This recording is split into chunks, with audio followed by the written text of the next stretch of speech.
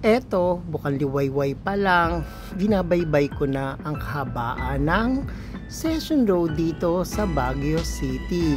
Kasi 'di ba, marami tayong mga plano na minsan pinaplano, minsan pilitan, pero talagang minsan meron talagang maaarting mga kaibigan na hindi agad-agad pumapayag sa mga ganitong lakaran.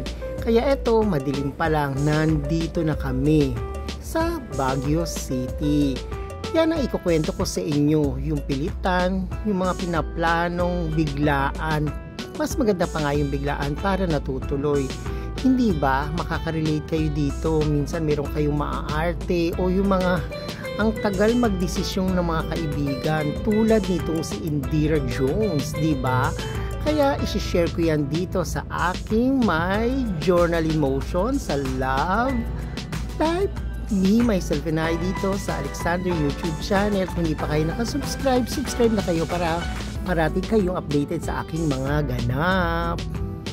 Kaya eto nga, dahil nga sa pilitan o gusto na rin naman niya, pero kay tagal magdesisyon, kaya ang aga-aga namin ngayon dito sa Baguio City. Almost 4:30 AM nandito na kami. Kaya ayan, minabuti naming syempre magtungo muna dito sa Basilica sa Baguio City para magpasalamat sa lahat ng mga biyayang natatanggap namin at para sa patuloy pang paggabay sa amin ng Poong May Kapal. Pero ito syempre ginutom muna kami, kaya kumain muna kami dito sa isang bukas na kainan dito sa may Magsaysay Road bago kami sumakay patungo ng Atok Benguet. Kaya yun, napagod kami sa Atok Benguet, kaya pumunta muna kami dito sa my Burnham Park. Diba, para sa akin, diba, sa pagpagod nyo sa pagpamamasyal, kasi diba, akyat panaog ang mga daanan dito, hindi pantay-pantay, kaya nakakapagod. Kaya maganda mag-relax muna dito sa my Burnham Park. Syempre, partly cloudy and syempre napaka-foggy at medyo maginaw dito sa may Burnham Park kasi nga parang uulan, pero buti naman hindi, kaya nakapag-boating kami dito ni Indira Jones na tuwang-tuwa, hindi magkamayaw sa kanyang nararamdaman.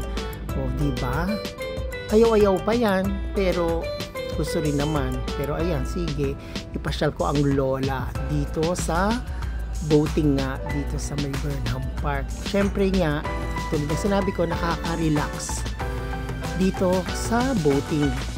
Kaya kung pupunta kayo dito, ang pinakahuli nyong destination ay itong boating para sa pagod na pinagpasyalan nyo, yung lakad, titilakad dito sa may Baguio, di ba? Lahat ng pasyalan dito, wala namang kasing madali. Pero syempre, nakaka-relax kahit ganun. Kaya ayan, syempre sa dinarayo dito sa Baguio City, pinuntahan namin ng Good Taste, syempre. Kasi sa daming punta ko na dito, hindi ako makapunta-punta dito kasi sa haba ng pila. Pero naswertahan namin ni Indira kasi nga pumunta kami pangkaraniwang araw dito sa Baguio City. Kaya ayun, walang masyadong tao. Kaya nakapasok kami at naranasan din namin kumain dito sa pinupuntahan at dinarayong Good Taste dito sa Baguio City. Kaya very thankful ako kasi nga napuntahan ko rin siya. Kaya ayan, kain, kitik kain, food tripping. Kaya ayan, bago kami umuwi, dumaan muna kami sa Ililikha sa kanilang theater arts. Ito yung nagpapalabas sila ng mga lumang pelikula, yung may mga makabuluhang pelikula, dito nila pinapalabas dito sa theater arts ng Ililikha. Kaya thankful din ako dahil napasyal ko din dito si Lola Indira dahil mahilig din naman siya sa mga artistry sa kanyang buhay, diba? Kaya ayan, ito ang Ililikha Mini Theater. Kaya ayan ang aming mabilisang getaway dito sa Baguio City. Kaya thank you for watching and please don't forget to subscribe and please like and share and comment to my YouTube channel. And thank you for watching and God bless.